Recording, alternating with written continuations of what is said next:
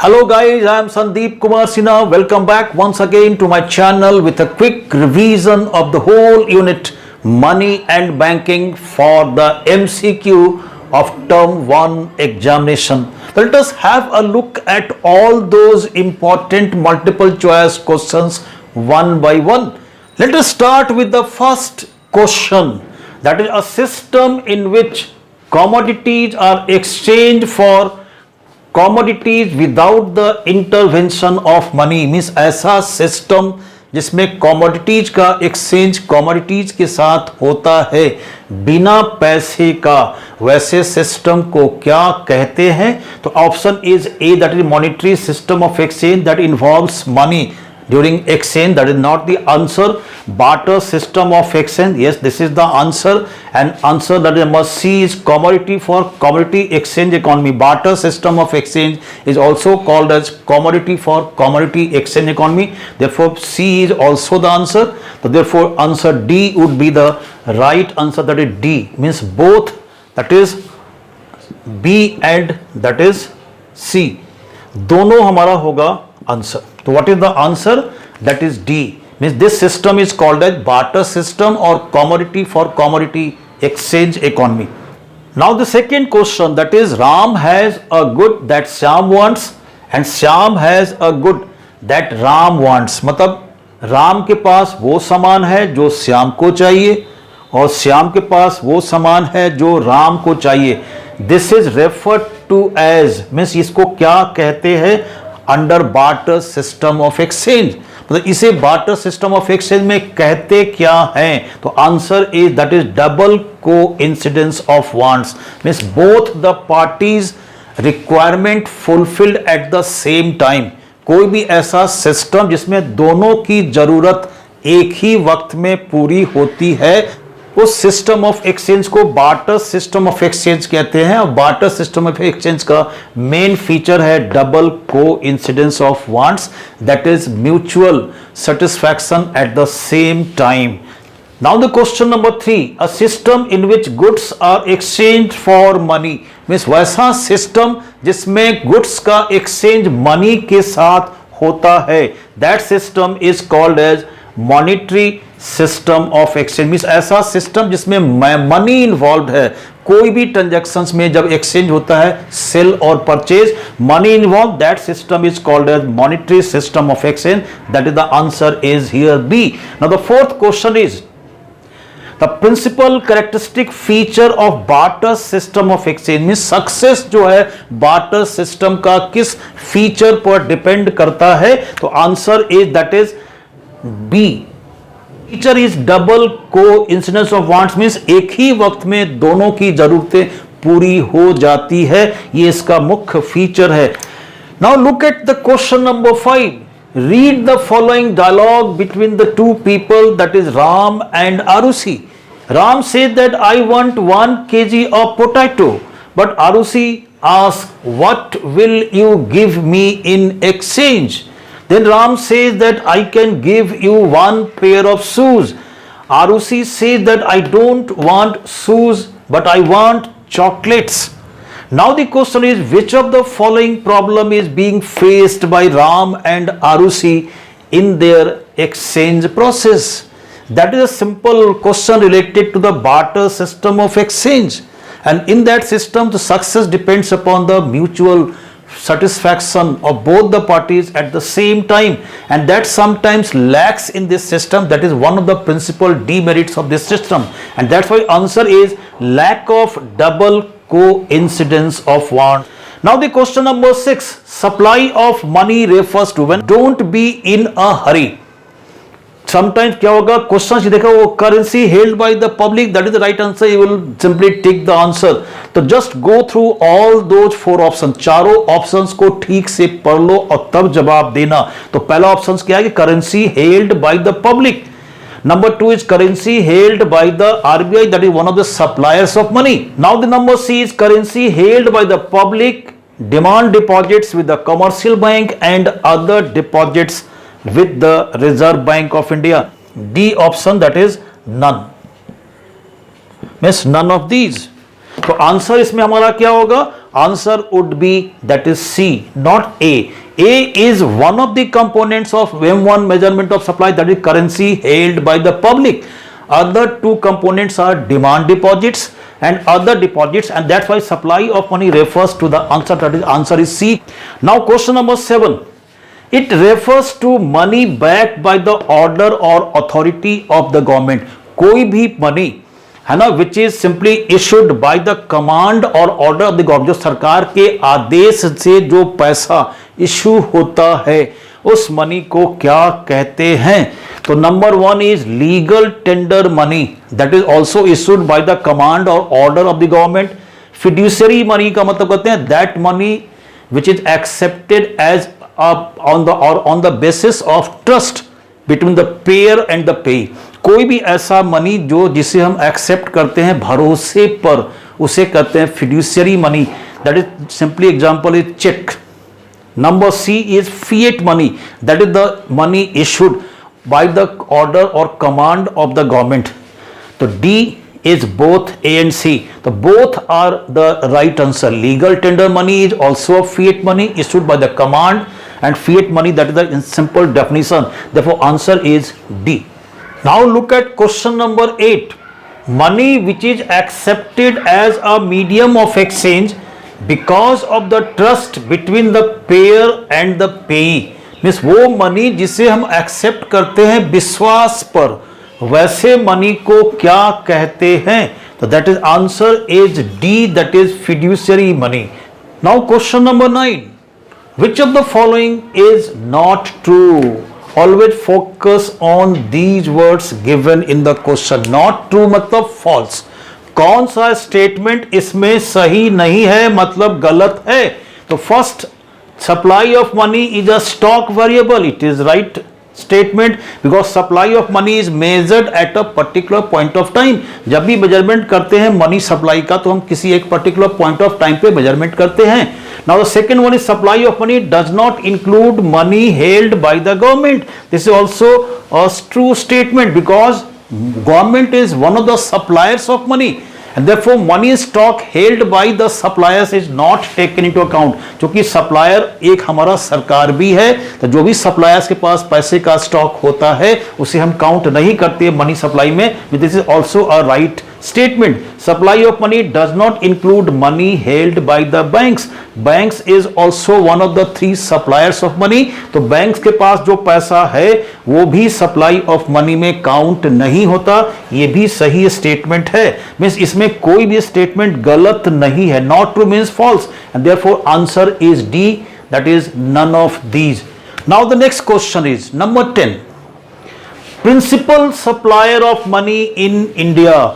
All the 3 are the suppliers of money: commercial banks, Reserve Bank of India, and Government of India. But because of the monopoly rights of issue of currency notes, Reserve Bank of India is said to be the principal supplier of money in India. क्योंकि हमारे देश में reserve Bank of India के पास monopoly power है currency notes issue करने का, इसलिए ये हमारे देश में प्रिंसिपल सप्लायर है मनी का. That is Reserve Bank of India. Therefore answer is here, that is C. Now the question number 11. In India coins are issued by. हमारे देश में कॉइन सिक्का कौन इशू करता है? तो आरबीआई हमारे देश में न तो 1 रुपया का नोट इशू करता है और न ही कोई भी सिक्का, कितने भी पैसे का, रुपया का जो भी सिक्का है वो इशू नहीं करता. तो कौन इशू करता है? That is ministry of finance. तो answer is here C. Now the number 12, M1 concept of money supply includes demand deposits. Question तो ये हमारा फोकस्ड है on the demand deposits. Demand deposits का मतलब ओनली चेकेबल डिपॉजिट्स. जो भी deposits में से हम पैसा कभी भी विड्रॉ कर सकते हैं अपने अकाउंट से, वो डिपॉजिट कहलाता है डिमांड डिपॉजिट्स. तो savings account deposit and fixed account deposit. Fixed account deposits are not checkable deposits. We cannot withdraw money. So these are not included in demand deposits. So number B, saving account deposits and current account deposits. That is the right answer because these two are the checkable deposits and in these accounts we can withdraw our money anytime. और number C, current account and fixed account, ये भी गलत है. And number D is all types of deposits, ये भी गलत है. Now look at question number 13. Which of the following are not included in other deposits? In other deposits with Reserve Bank of India, that is included in the M1 measurement of supply. मतलब M1 जो measurement money supply का है उसका, जिसका एक component है other deposits, उसमें इनमें से कौन सा जो स्टेटमेंट्स है या कंपोनेंट्स है जो इंक्लूडेड नहीं है? तो number 1 option is given, that is deposits of financial institutions, है ना, पब्लिक फाइनेंशियल इंस्टीट्यूशन। ये हमारा जो भी हमारे देश में पब्लिक फाइनेंशियल इंस्टीट्यूशंस है उसका डिमांड डिपॉजिट्स जो आरबीआई के पास में है इसे इंक्लूड हम करते हैं, मतलब ये हमारा इंक्लूड होता है। Deposits of foreign government and foreign central banks, जो दूसरे देश की सरकार है या जो सेंट्रल बैंक है उसका जो demand deposits reserve Bank of India के पास है वो भी अदर डिपॉजिट्स का एक कंपोनेंट है, मतलब ये भी हमारा इंक्लूडेड है। Deposits of international financial institutions like जैसे आईएमएफ, वर्ल्ड बैंक, उनका भी पैसा आरबीआई के पास डिमांड डिपॉजिट के रूप में जमा रहता है, मतलब ये भी इंक्लूडेड है। मतलब इसमें कोई भी ऐसा कंपोनेंट ए बी सी नहीं है जो इंक्लूडेड नहीं होता, मतलब every component is included, therefore answer is none of these. Now the next question number 14, the basic features of money are, माने मनी का कौन सा बेसिक फीचर है? तो हम लोग पढ़े हैं क्या कि number 1 it is serving as a medium of exchange, number 2 it is generally accepted by the people, मतलब ये क्या करता है, medium of exchange function perform करता है और लोग इसे एक्सेप्ट करते हैं ड्यूरिंग एनी ट्रांजैक्शंस और any payment, and that's why the two are, है ना, the basic features, number A and B both, answer is C. Now the question number 15, money whose face value is equal to the commodity value, मतलब जिस commodity से वो money बना है उस commodity का वैल्यू और जो उस पर फेस वैल्यू में उसका जो वैल्यू है मनी का, अगर दोनों बराबर होता है तो उसे क्या कहते हैं? तो answer is full bodied money. Now the question number 16, money whose face value is more than commodity value, वैसा मनी जिसका फेस वैल्यू उसके कमोडिटी वैल्यू से अधिक है उसे क्या कहते हैं? तो आंसर होगा credit money. Now the question number 17, credit creation bye commercial bank depends upon, one of the important functions of commercial bank is the creation of credit. कोई भी कमर्शियल बैंक का एक मुख्य कार्य है क्रेडिट को क्रिएट करना bye way of demand deposits. तो जो भी क्रेडिट कमर्शियल बैंक्स क्रिएट करता है किस फैक्टर्स पे डिपेंड करता है? तो 2 फैक्टर्स है। पहला हमारा क्या है, जो उसके पास इनिशियल डिपॉजिट्स है दैट इज प्राइमरी डिपॉजिट्स, है ना, उसके पास जो कैश डिपॉजिट्स आया वो है एक फैक्टर, और दूसरा हमारा क्या है, that is legal reserve ratio, जिसका रेसिप्रोकल हमारा होता है क्रेडिट मल्टीप्लायर। इन दोनों फैक्टर्स पे डिपेंड करता है क्रेडिट क्रिएशन कैपेसिटी किसी भी कमर्शियल बैंक का। तो आंसर हमारा क्या हो जाएगा, that is here both A and B, that is initial deposits with the commercial banks and credit multiplier. Now look at question number 18. We see that in the present COVID-19 times, many economists have raised their concern that Indian economy may have to face a deflationary situation due to reduced economic activities in the economy.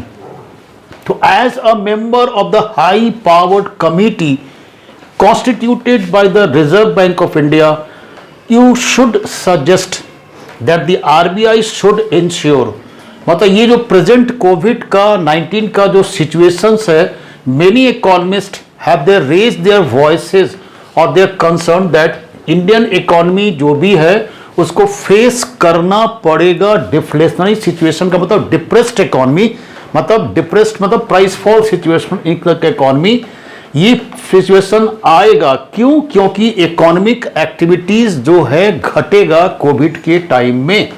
तो अगर आप एक high powered committee के सदस्य हैं जिसको RBI ने बनाया है, कॉन्स्टिट्यूट किया है, तो यू शुड सजेस्ट, क्या राय दे सकते हैं आप कि रिजर्व बैंक ऑफ इंडिया को क्या करना चाहिए। डिफ्लेशन में क्या होता है, that is there is a decrease in the aggregate demand, price fall, economy is in the depressed situation, means flow of money supply is less.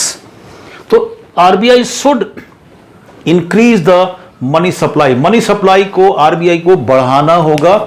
Now question number 19, during demonetization का मतलब क्या होता है, withdrawal of money as a legal tender money, मतलब simple भाषा में नोटबंदी। तो सप्लाई ऑफ मनी क्या हो जाएगा, घट जाएगा, बढ़ जाएगा या कांस्टेंट रह जाएगा। तो मनी सप्लाई का 3 कंपोनेंट है, एक है currency held by the public, number 2 demand deposits, number 3 other deposits with the Reserve Bank of India. तो जब डीमोनेटाइजेशन होता है तो लोग अपने पास जो कैश है, जो नोट बंद हो गया, उसको बैंक में जमा कर देते हैं। तो क्या होगा, करेंसी अपने जो हैंड में है वो घटेगा, मतलब फर्स्ट कंपोनेंट। लेकिन जैसे ही हमने उसको अपने अकाउंट में जमा कर दिया तो क्या हो गया, demand deposits with the commercial bank increased by the same amount. जितना हमने करेंसी जमा किया, जितना हमारा करेंसी हमारे हाथ में जो था घट गया, उतना ही अमाउंट से डिमांड डिपॉजिट बढ़ जाता है। तो इसलिए सप्लाई में कोई फर्क नहीं पड़ता, means supply remains unchange, that is the answer is C. Now question number 20, which of the following statements is true, मतलब इसमें से कौन सा स्टेटमेंट सही है।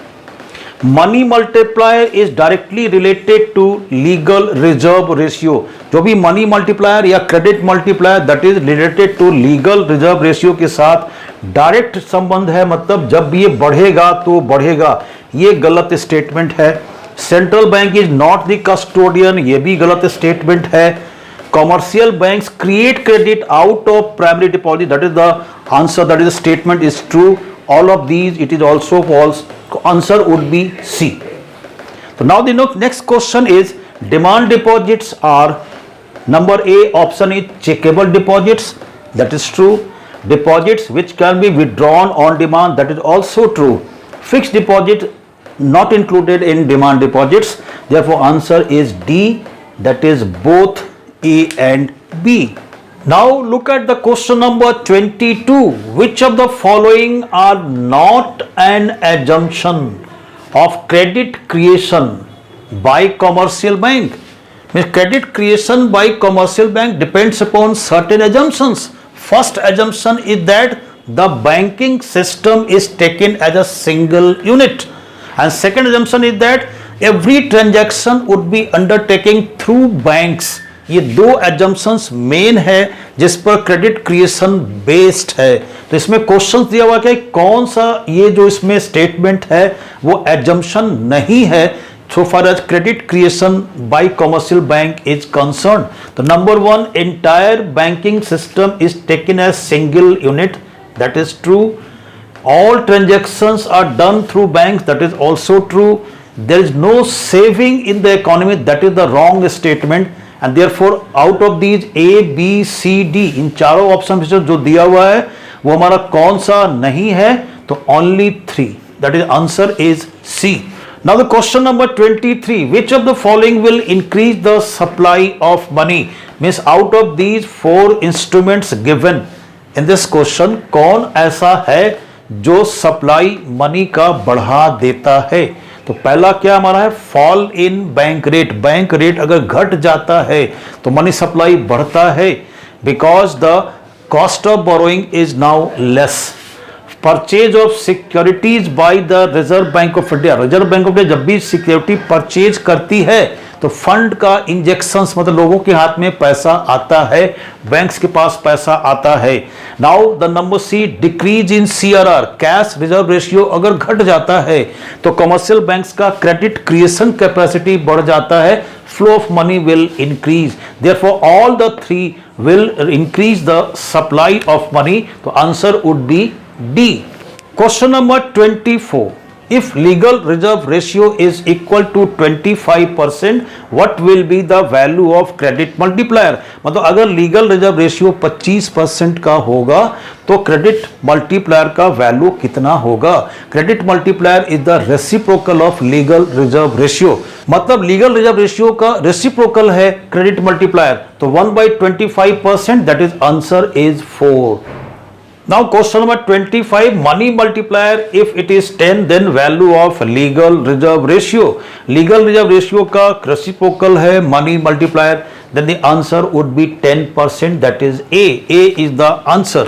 Now question number 26, if legal reserve ratio is 20% and the primary deposit be rupees 10,000, then what is the amount of credit created by the commercial bank? मतलब अगर legal reserve ratio 20% है और जो इनिशियल डिपॉजिट जो commercial bank के पास cash में means primary deposit that it be 10,000 rupees, तो कितना अमाउंट का क्रेडिट का क्रिएशन करेगा कमर्शियल बैंक्स? तो कैसे निकालते हैं? Amount of credit created is equal to 1/LRR और इनटू प्राइमरी डिपॉजिट्स, तो 1/LRR हो जाएगा कितना 5 और इनटू 10,000, तो answer is 50,000. Now the question number 27 is cheques are. Cheques कैसा है? It is full bodied money, fiat money, fiduciary money और क्रेडिट मनी. जिस पर भरोसा होता है तब हम वो चेक एक्सेप्ट करते हैं, means it is based on the trust between the two people and that's what it is called as fiduciary money, that is answer is C. Now look at question number 28, loans advanced by commercial banks cost. मतलब जो भी commercial banks loan देता है उसका effect क्या होता है money supply पर? जब भी लोन एडवांस करता है commercial banks, then it is simply means increasing the money supply, mean there is an increase in the money supply, that is answer is A. Now question number 29, bank money refers to. Bank money किसे कहते हैं? तो जो भी demand deposits लोगों का है bank के पास उसे कहते हैं bank money. Bank money simply means money created by the commercial banks by way of demand deposits. Now question number 30, that is for the commercial bank the source of profit, means commercial banks profit कैसे कमाता है? तो answer is that is C, that is difference between the interest that is charged by the commercial banks on the loan advanced and the interest paid on the deposits. The difference of the two is equal to the profit. Now question number 31, that is rate at which the commercial banks are allowed to park their surplus fund with the Reserve Bank of India. जिस rate पर commercial bank अपना surplus fund reserve Bank of India के पास जमा करता है वो rate क्या कहलाता है? That is called as that is reverse repo rate. Number 32, the minimum percentage of total deposits which are to be kept in cash with the Reserve Bank of India is called. मतलब को minimum जो भी total deposits का एक minimum percent जो हर commercial banks को reserve Bank of India के पास कैश में जमा करना होता है उस मिनिमम परसेंटेज को क्या कहते हैं? तो answer is cash reserve ratio. Now look at question number 33, credit creation means creation of. Answer is B, that is secondary deposits. These are the deposits that arise on account of advancement of loans. जब भी commercial banks loan देता है तो an account is opened in the name of that loan taker. उसके नाम से एक account bank open कर देता है और उससे बैंक ट्रीट करता है डिपॉजिट्स. तो जो भी डिपॉजिट्स वो आता है लोन्स के थ्रू उसे कहते हैं सेकेंडरी डिपॉजिट्स. जब भी क्रेडिट क्रिएशन होगा means it is the creation of secondary deposits. Number 34, which of the following is not a function of central bank? जो फंक्शन सेंट्रल बैंक का इसमें कौन सा नहीं है? तो custodian of foreign exchange custody में रहता है रिजर्व बैंक ऑफ इंडिया का, ये हमारा फंक्शंस है. बैंकर्स बैंक कमर्शियल बैंक्स का ये बैंक्स है, ये भी हमारा फंक्शन है. एक्सेप्टिंग डिपॉजिट्स फ्रॉम पब्लिक ये नहीं है function. Means RBI or central bank does not deal with the public, it deal with the government and the commercial banks and issue of currency note, it is also the function. Therefore answer is C, that it is not a function of central bank. Now in 2016, that is question number 35, the Reserve Bank of India declared currency notes of rupees 500 and rupees 1000 no longer a legal tender money. This is called as demonetization. Demonetization का मतलब कहते हैं withdrawal of money as a legal tender money. किसी भी currency notes को withdraw कर लेना as a legal tender money, that is called as demonetization. Now question number 36, which of the following system is followed by the Reserve Bank of India for issuing currency notes. तो answer is minimum reserve system. इज Reserve Bank of India को एक minimum reserve maintain करना होता है before the issue of currency note, and that minimum reserve is 200 crore, जिसमें से 115 crore gold के फॉर्मेट में होता है और 85 करोड़ जो होता है फॉरेन सिक्योरिटीज के फॉर्मेट में होता है. Now look at question number 37, that is choose the incorrect pair. मतलब इसमें जो भी पेयर गलत है उसे पिक करना है, वो आंसर होगा.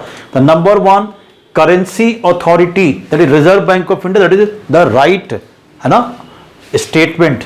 Creator of money, commercial banks create credit, it is also the right statement.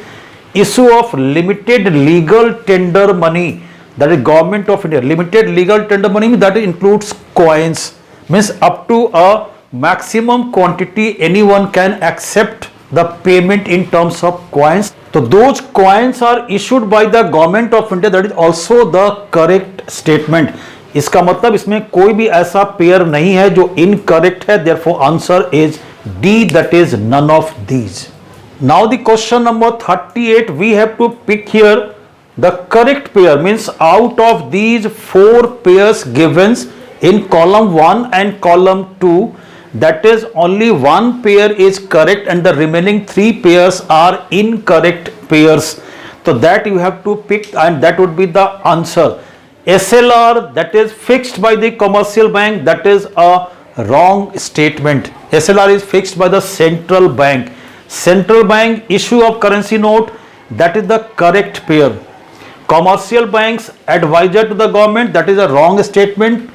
Advisor to the government is the central bank of the country. Primary deposits are derivative deposit, that is also a wrong statement.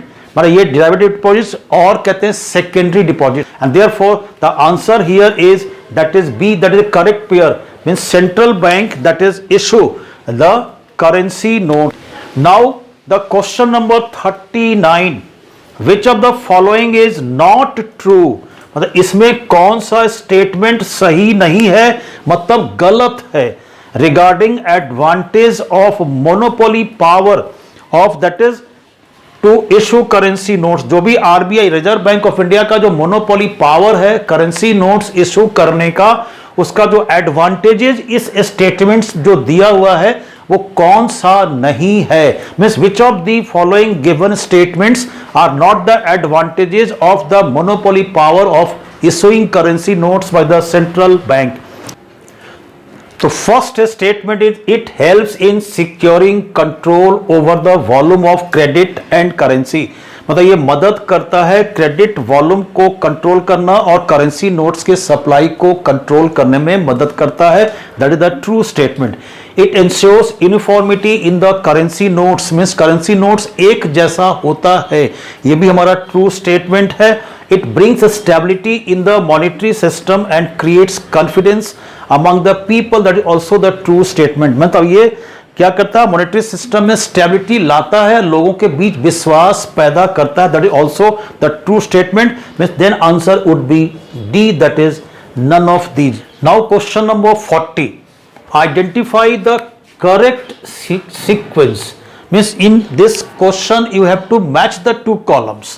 दोनों columns में अलग अलग statements लिखा हुआ है और इसमें match करना है कि ए का आंसर कौन सा है, इसमें 1 2 3 4 में बी का कौन सा है, and accordingly you have to pick the best option of the right answer, A B और सी और डी. मतलब इसमें से पेयर्स मैच कराना है और ए बी सी डी जो 4 ऑप्शंस दिया हुआ है इसमें से कोई भी एक ऑप्शन जो सही है उसे पिक करना है in the form of the answer. Accept deposits from public, कौन करता है डिपॉजिट्स एक्सेप्ट? तो commercial bank, that is fourth. Lender of the last resort कौन हमारा है? तो central bank, that is 1। Now next one is margin requirements, हमारा क्या है? क्रेडिट कंट्रोल इंस्ट्रूमेंट्स है, मेजर्स है, that is a qualitative measures of credit control, that is number, this is 2। And SLR is a quantitative instrument, that is number 3। तो answer हमें pick क्या करना होगा? 4, 1, 2, 3 means answer is here D. Now look at the question number 41.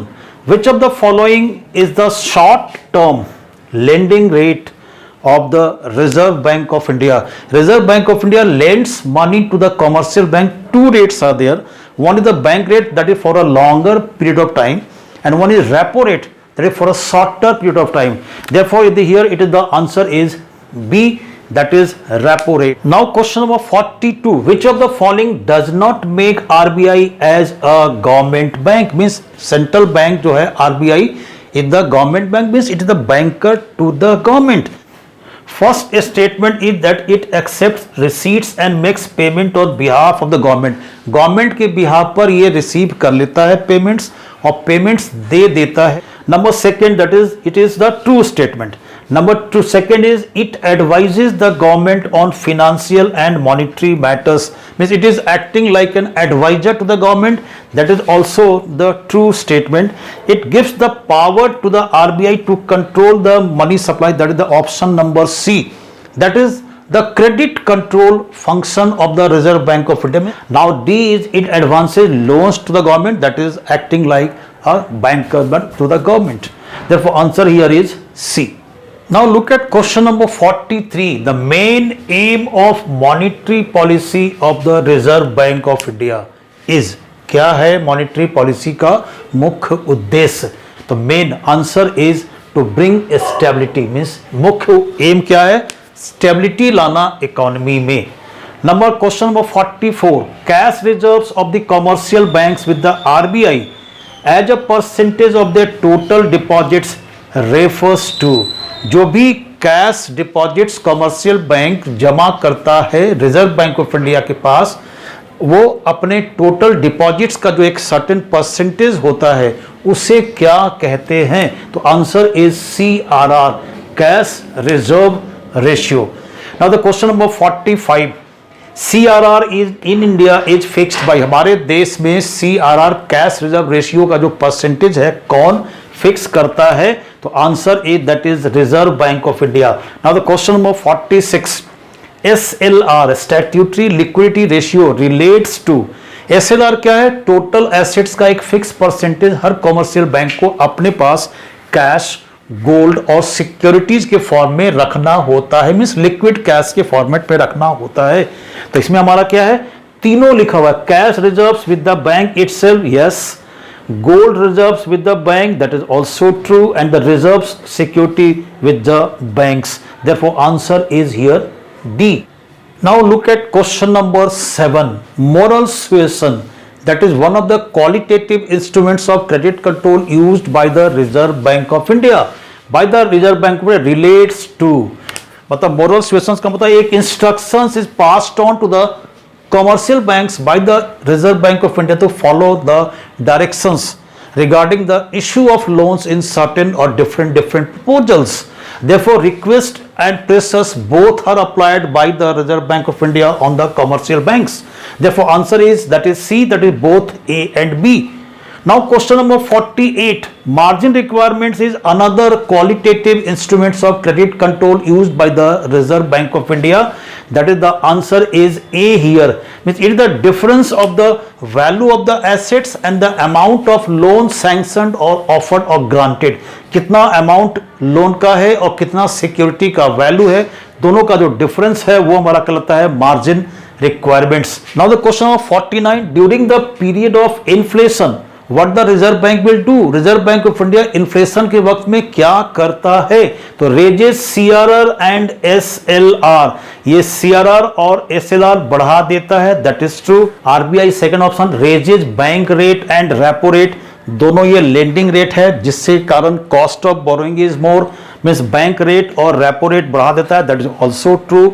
Number C, RBI raises reverse repo rate, मतलब जिस rate पर surplus fund commercial bank deposit करता है वो भी बढ़ा देता है, तो that is also true, that is Reserve Bank of India reverse repo rate बढ़ा देता है, means answer here is it is D.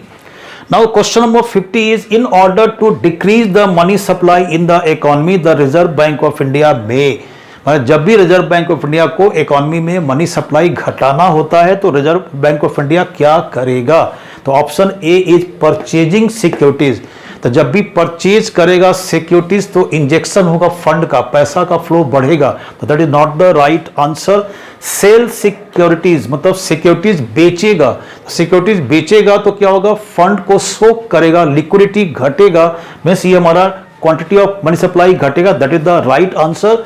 Number C is reduces, that is CRR, cash reserve ratio अगर घटा देता है तो मनी सप्लाई बढ़ेगा क्योंकि credit creation capacity commercial banks का बढ़ेगा। And D is reduce reverse repo rate, that is also not the right answer. तो आंसर इज सेल सिक्योरिटीज, मतलब सिक्योरिटीज बेचेगा। तो that is all about the 50 important multiple choice questions of this particular unit, that is money and banking. See you again in the next video with a new content. Till then, keep watching my videos and keep learning. Thank you very much.